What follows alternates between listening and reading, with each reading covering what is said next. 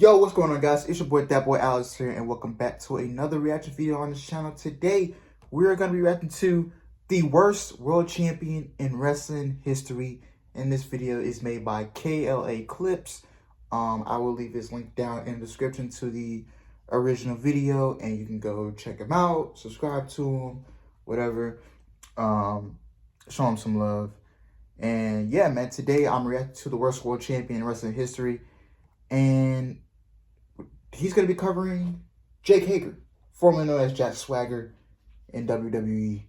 If you guys remember when Jack Swagger won the World Heavyweight Championship in 2010, when he cashed in, I believe he cashed in on Rey Mysterio. It was on Random. No, he cashed in on Edge. No, I'm tripping. Who did he cash in on? I could have sworn he was either Mysterio or Edge. I'm thinking Chris Jericho. Yeah, that's what I'm thinking. Yeah, bro. And sometimes I be forgetting my wrestling history. I be forgetting because, and if I forget your wrestling history, that's how you know the title reign was trash. That's how you know. So today, we'll be going over the worst world champion in wrestling history by KLA Clips. And without further ado, let's get straight into it in 3, 2, 1. Champion, and I have one Stone Cold Fox of a wife. Woo! Meet Jake Hager. From 2008 to 2017, he would perform on national TV for WWE under the ring name Jack Swagger, where he would have a career that a majority of wrestlers who step through WWE's doors over time can only dream of. This includes a reign with the United States Championship, winning Money in the Bank at WrestleMania, competing for the World Championship at WrestleMania, and the main focal point of this video, a reign with the World Heavyweight Championship. This reign lasted throughout the majority of spring and has been regarded as one of the most disappointing and lackluster world title reigns in the history of pro wrestling ever since its conclusion. And that is what we will be covering in today's video. If you do enjoy this video and you want to see more videos about the random stuff that comes to my brain in regards to pro wrestling, please be sure to leave a like on this video and subscribe to the channel if you have not already. And with that being said, let's get right into it. Our story begins on March 28th, 2010 at WrestleMania 26. This event would become known for various things, including Shawn Michaels' retirement match and one of the greatest matches in pro wrestling ever, in my opinion.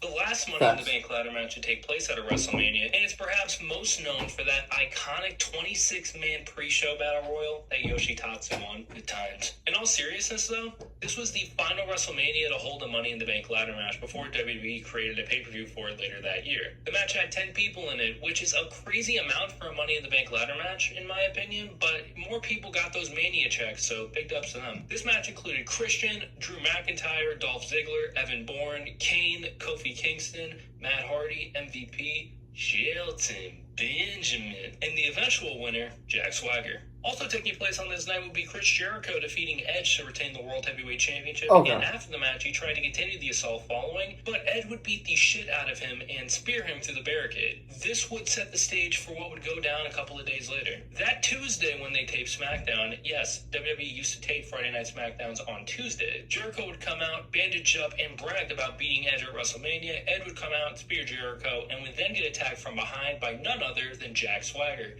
who would cash in his briefcase in the moments following this attack and deliver a gut-wrench powerbomb to Jericho to get the pin and win his first world championship in WWE.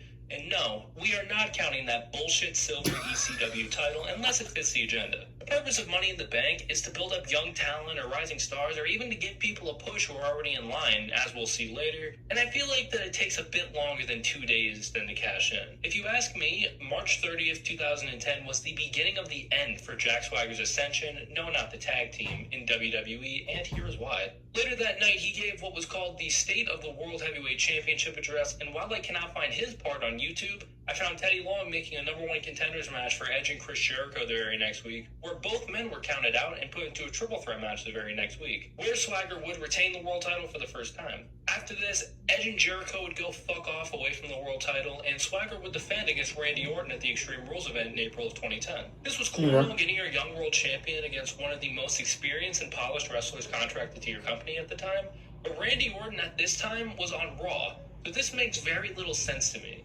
Looking back, SmackDown's main event team was very weak because after Undertaker took a step back and other guys like Rey Mysterio and CM Punk were consistently in programs of their own, The only credible main eventers were guys like Edge and Chris Jericho with a lot of younger guys, especially younger stars like Dolph Ziggler or Kofi Kingston toiling away on the under/lower middle card. WWE were looking to get a ton of younger guys in the early 2010s, but it seems to me that they refused to ever put enough stock into them being consistent main eventers. During this time as well, I remember Jack had all the cockiness and swagger, pun intended, that made him as entertaining, as charismatic as he was. Yeah, that SmackDown main event scene back in the day, you know, you just had a lot of young guys, and then WWE just really just kept them below in the mid-card level scene. You know, they really wasn't really elevated in the main event scene, you know, until later on in their careers. Some of them never really got over that mid-card level hump. They just could never get over the hump. And, you know, SmackDown was really struggling in their main event scene during the early 2010s. And it was really struggling. And Monday Night Raw just they had more of a main event. They had a better main event scene down near than than SmackDown. And you know, SmackDown, you know, they had these young guys and Dolph Ziggler and Kofi Kingston, and you know, they just could never get over the hump until later in their careers. So, yeah. Before he won the world title, he was legit doing push-ups on the way to the ring and pounding his chest like he was Donkey Kong and all kinds of shit. It was awesome. The second he got that world title, it's almost like Vince told him, "You gotta stop that crap if you want to be a top guy, pal." Because he became stone-faced and bland with every appearance he would make with the world title for the rest of his reign. At the event, he would beat Randy Orton in the literal mid-card of the pay-per-view in an Extreme Rules match. His next challenger was Big Show. Big Show at this point had just turned babyface, which was a pretty cool thing because around this time, he did not turn as much as he did later on in his career and would be drafted to SmackDown to become Swagger's first on-brand feud. The story with this one actually made sense for me as I thought about it more recently. Swagger's finisher at the time was a gut-wrench powerbomb, and Big Show was pushing 450 pounds and 7 feet tall, so Swagger hypothetically couldn't get Big Show up. To combat this, Swagger adopted an ankle lock as his finisher in the weeks leading up to the Over the Limit pay-per-view. The inaugural Over the Limit event took place in what was regarded as probably WWE's worst pay-per-view of the year. Swagger defended the championship against Big Show, and do you remember what I was just talking about, you know, with that neat little story that they were telling leading up to the event? Well, this match for the World Championship went a whopping 5 minutes and ended in a disqualification. And after watching the match back just now for this video, he barely went after the leg and did not attempt an ankle lock once. For comparison, R-Truth and Ted DiBiase Jr. had a match together on that exact same show that pushed 8 minutes and had no stakes on it whatsoever. That was fucking ass. We're now in June and heading into WWE's newest pay-per-view. Yeah, I don't remember that match.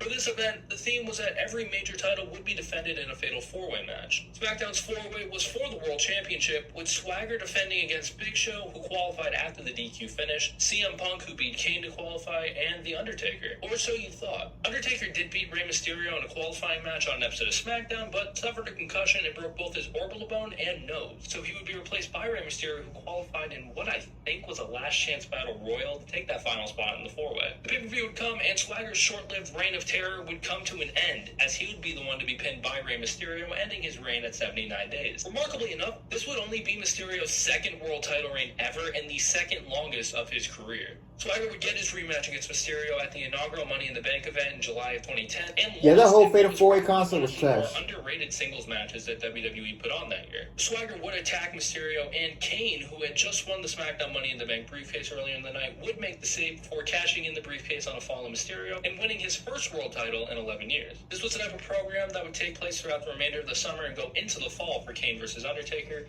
And I remember enjoying that program as a kid, and I don't think I want to go any deeper into it to ruin it for myself. Swagger won the United States Championship from Zack Ryder in 2012 because Zack Ryder was another guy that Vince saw with the stupid schmuck, and Swagger would rarely ever sniff the main event for the rest of his time in WWE. However, after a brief hiatus at the end of 2012, he came back with Dutch Mantel, known then as Zeb Coulter, and they would perform in what was without a doubt the most racist gimmick of the entire PG era, and the most racist thing to appear on WWE TV since JBL was sending illegal immigrants back over the border. I'm not trying to cancel a wrestling gimmick or anything like that, but hearing some of the things said about people like Alberto Del Rio or Yoshitatsu is some of the craziest things I've heard in wrestling, possibly ever. I am undocumented because the politically correct crowd refused to call them illegals. Those people sneak across our borders. I'm going to call it exactly what it is. You know what we call people who stay in our country illegally? We call them criminal. With this gimmick, he got a world title match at WrestleMania 29 and would lose that against Alberto Del Rio. And I feel like he probably would have won the match, but he got arrested leading up to the show on a DUI, possession of... Dang, I did not know that. Which were all misdemeanors, so he would not face any jail time, but he probably got the Vince Hammer, no pause, and then got punished for it. After this, he cut one infamously bad promo in 2016. And I'm gonna be a big problem, man. I'm gonna be a big problem. And Oh, Lord. Oh, no. Who remembers this promo? Who remembers this? SmackDown Live 2016. One of the worst promos I've ever heard in pro wrestling. In my 20 years of living, this is one of the worst promos I've heard. This don't even need no further explanation. Like, let's just get straight into it. Like, then did a whole bunch of nothing before getting released in 2017. Yeah. And going to make appearances in 2018 onward to MLW, Lucha Underground, AEW, etc. But this is not a Jake Hager career retrospective, so I'm not going to go into that really. When Swagger's reign happened, I was around 8 years old, and like most kids, I liked the baby faces I was supposed to like for the most part, and I hated the heels. However, in wrestling, you have two kinds of heat as a heel. Heel you love to hate heel, which was the Miz for me, and go away heel, which is what I had for Swagger. Especially during this dog shit title reign. I don't think this was all Swagger's fault, as WWE creatively stripped Swagger of any of his redeemable traits as a character. Not that he was ever an exceptional promo, but he became much worse objectively during and after this reign. Same goes for whatever character work he did have. While I do think WWE started his downfall as a credible performer, I don't think he did a great job recuperating. Outside of the racist gimmick, there was absolutely no character development, and his stock was honestly even lower after his reign than before. Yeah. I remember after that, he went onto the lower card and brought on the Swagger Soaring Eagle, portrayed by Chavo Guerrero as a mascot to bring some of that spark back to his character. He's a very solid wrestler, but putting the World Championship on him was perhaps the worst thing to ever happen to him professionally because it exposed some of his biggest flaws. But yeah, that was Jack Swagger in the worst World Championship reign of all time. What did you think? Feel free to let me know down in the comments what you thought about this video as I look for all feedback, positive or negative. If you did enjoy this, be sure to leave a like and subscribe to the channel if you haven't already so you do not miss out on any future videos. Thank you guys so much for watching, and I will see you all in the next one. Peace out. Alright. Well, that will be the end of the video. That will be the end of the video. My thoughts on it is... I just thought his reign was one of the worst. Like, going back at it, looking at it now, like, he was one of the worst in wrestling history. You know, Jack Swagger, now Jake Hager, he just, I don't know. I was just never a fan of him.